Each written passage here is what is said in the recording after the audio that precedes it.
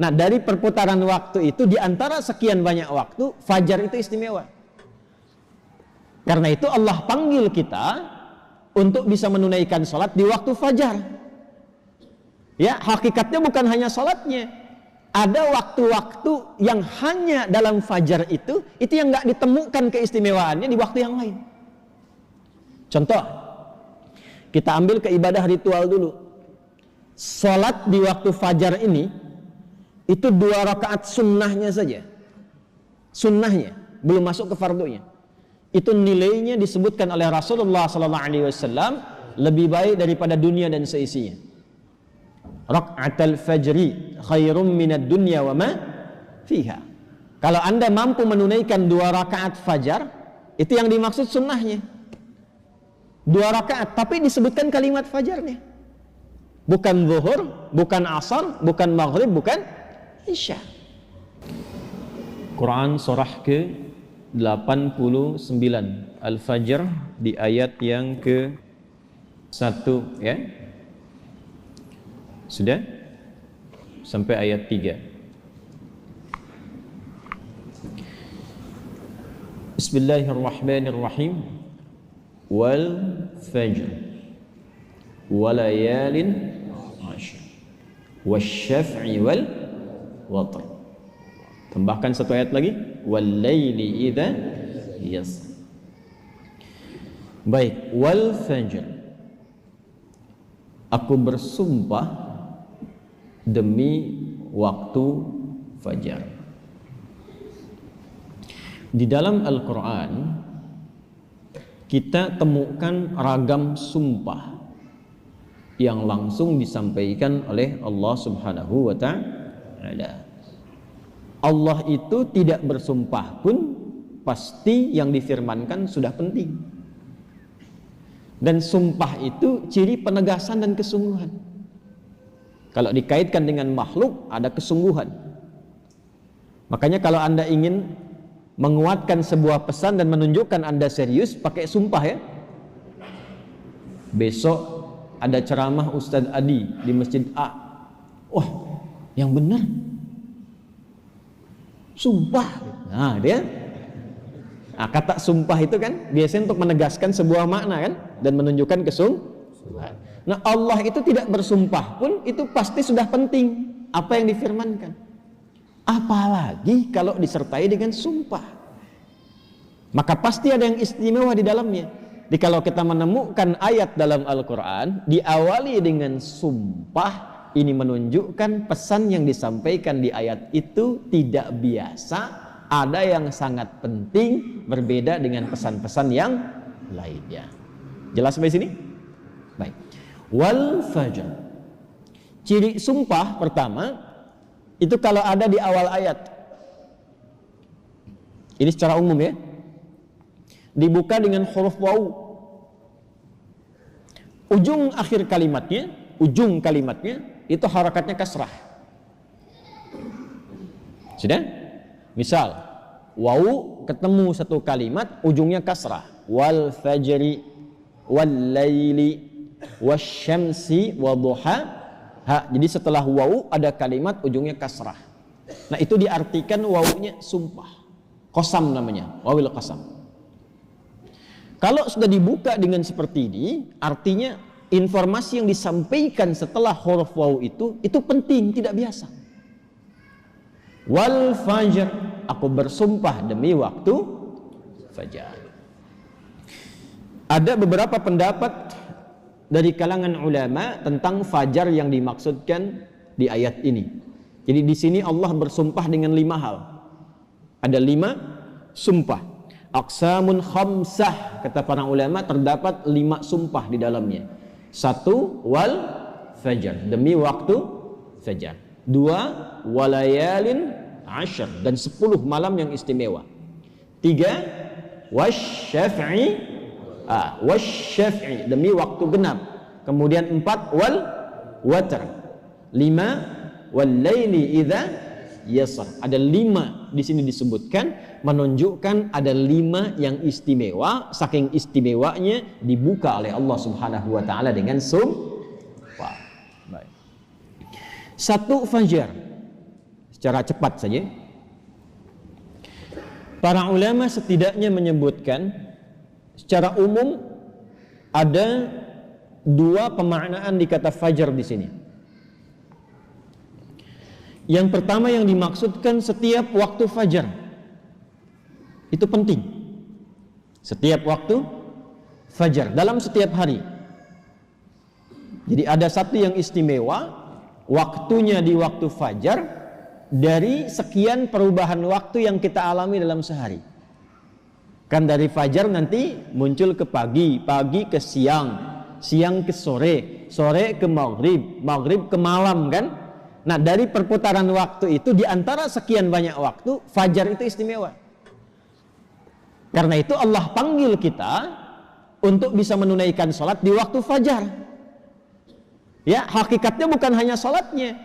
Ada waktu-waktu yang hanya dalam fajar itu yang nggak ditemukan keistimewaannya di waktu yang lain. Contoh, kita ambil ke ibadah ritual dulu. Sholat di waktu fajar ini, itu 2 rakaat sunnahnya saja. Sunnahnya, belum masuk ke fardunya. Itu nilainya disebutkan oleh Rasulullah SAW lebih baik daripada dunia dan seisinya. Raka'atul fajri khairum minad dunya wa ma fiha. Kalau Anda mampu menunaikan 2 rakaat fajar, itu yang dimaksud sunnahnya. 2 rakaat, tapi disebutkan kalimat fajarnya. Bukan zuhur, bukan asar, bukan maghrib, bukan isya. Dan dilakukannya sebelum salat fardunya untuk menunjukkan betapa pentingnya itu. Karena kalau orang tahu itu penting, pasti persiapan datang sebelumnya. Ya, Anda tahu di sini akan pengajian kan? Subuh kan?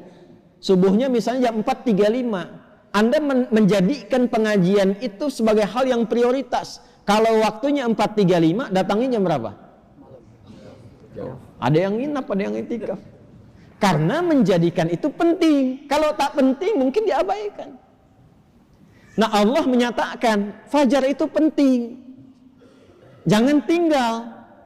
Bahkan saking pentingnya, ada di antara hamba-hamba Allah yang menyiapkan waktu fajar itu bangun dari sebelumnya sampai warming up dulu. Pemanasan supaya subuhnya itu, fajarnya itu bisa optimal. Bangun dari malam, Pak. Ada yang menjelang fajar itu membiasakan hatinya supaya khusyuk. Sehingga saat sholat di waktu fajar sudah terkoneksi kepada Allah dengan baik. Cara menyiapkannya dengan istighfar. Waktu singkat menjelang fajar itu disebut sahar namanya. Jamaknya disebut ashar. Ada orang-orang yang kalau sudah tiba waktu ini, dia banyak istighfar, istighfar, istighfar, istighfar. Supaya hatinya lapang saat fajar tiba, terkoneksi sempurna kepada Allah. Sempurna. Nyambung. Itu ada di Quran surah ke-51 ayat 18. Wabil ashari hum yastaghfirun. Ya, kalau ingin dikuatkan kesabaran, ingin diberikan rizki, sehingga bisa sering infak, ya, ingin diberikan kemampuan menjalankan segala sesuatu dengan benar, menatap dengan benar, mendengar dengan benar, berjalan secara benar, itu diantara amalannya rajin istighfar di waktu sahar menjelang fajar. Dah, ini ijazahnya langsung dari Al-Quran. Surah ketiga Ali Imran di ayat ke-17. As-sabirina was-sadiqina wal-qanitina wal-munfiqina wal-mustaghfirina bil ashar. Ya. Quran surah ketiga Ali Imran ayat 17. Paling kiri sebelah atas tuh. Itu di situ istighfar di waktu sahar itu disamakan dengan 4 amalan tadi. Sabar, khusyuk dalam ibadah, bisa rajin infak, dan benar dalam menjalankan aktivitas. Itu diantara latihannya rajin istighfar menjelang fajar. Makanya kalau sudah istighfar, terbuka hatinya, terkoneksi dengan Allah, itu ibadahnya akan lebih enak dibandingkan dengan yang jarang istighfar. Itu. Alhamdulillah. Ada sifat qanitin di situ. As-sabirina wal qanitina. Sedangkan kita diminta salat itu dengan sifat kunut. Orangnya disebut qanit, jamaknya qanitin. Ada di mana ayatnya? Al-Baqarah ayat 238. hafizu 'alas salawati was salatil wusta wa qumu lillahi qanitin. Tuh. Kalau mau salat, mau enak salatnya, jangan sekedar salat. Memang betul sudah selesai, ya, menuntaskan kewajiban, beban kewajibannya hilang, tapi kenikmatannya dapat nggak? Manfaatnya dapat nggak? Kalau ingin menikmati salat, ingin dapat manfaatnya, dapat ketenangan, terkoneksi dengan Allah, doanya cepat dijawab, maka khusyuklah dalam salat. Nah, di antara cara mendapatkan khusyuk itu istighfar. Dibuka. Sehingga sekat-sekat yang membuka kita itu, yang menghambat koneksi kita dengan Allah itu terbuka. Ini dari Quran. Dari Quran. Nah, dibiasakan istighfar paling enak itu di waktu sahar menjelang fajar. Apalagi kalau bisa tahajud sebelumnya. Kalau bisa tahajud, ya, tahajud, kemudian istighfar, terbuka hati, rajin memberi di situ, itu disebut langsung oleh Quran kalau dia bertahan dengan itu sampai wafat, itu disebut sebagai calon penghuni taman surga yang sedang beraktivitas di bumi. Itu Quran surah 51 ayat 15 sampai dengan ayat 23. Innal muttaqina fi jannatin wa 'uyun akhidhina ma atahum rabbuhum innahum kanu qabla dhalika muhsinin kanu qalila minal laili ma yahja'un. Itu tahajudnya. Wa bil ashari hum yastaghfirun. Itu istighfarnya. Nah, hakikatnya kita bangun malam itu, hakikatnya kita istighfar di waktu sahar untuk persiapan ke fajarnya. Salah satu maknanya itu. Makanya Nabi kan ya suka rebahan kan sedikit ya. Bukan rebahan yang sempurna. Ya kaum rebahaners dia. Ya. Coba dicek tuh. Kalau ada rebahan Nabi itu miring sedikit ke kanan kan, setelah istighfar tuh nunggu-nunggu sampai fajar tiba. Supaya kesadarannya optimal. Ada apa di fajar itu sampai dipersiapkan sebelum itu? Sampai-sampai 2 rakaatnya lebih baik daripada dunia dan seisinya. Itu kalau dibaca pakai iman, gak ada yang bisa menandingi. Saya tanya antum, dikasih 1 juta atau 2 rakaat sebelum subuh? Ayo. Oh, masa?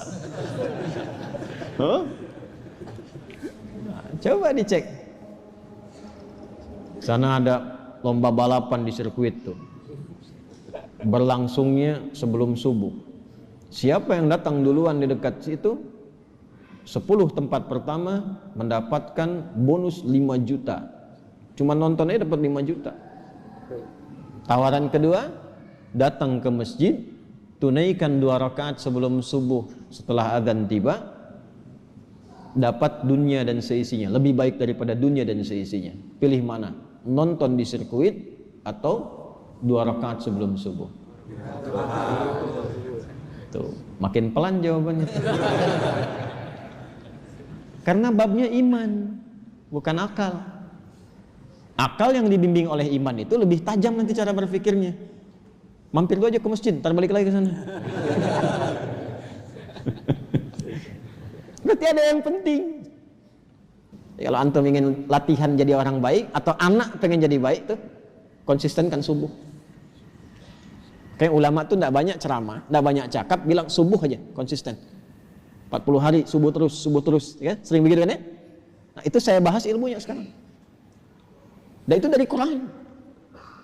Makanya agak aneh kalau rajin ta'lim, rajin saling mencela.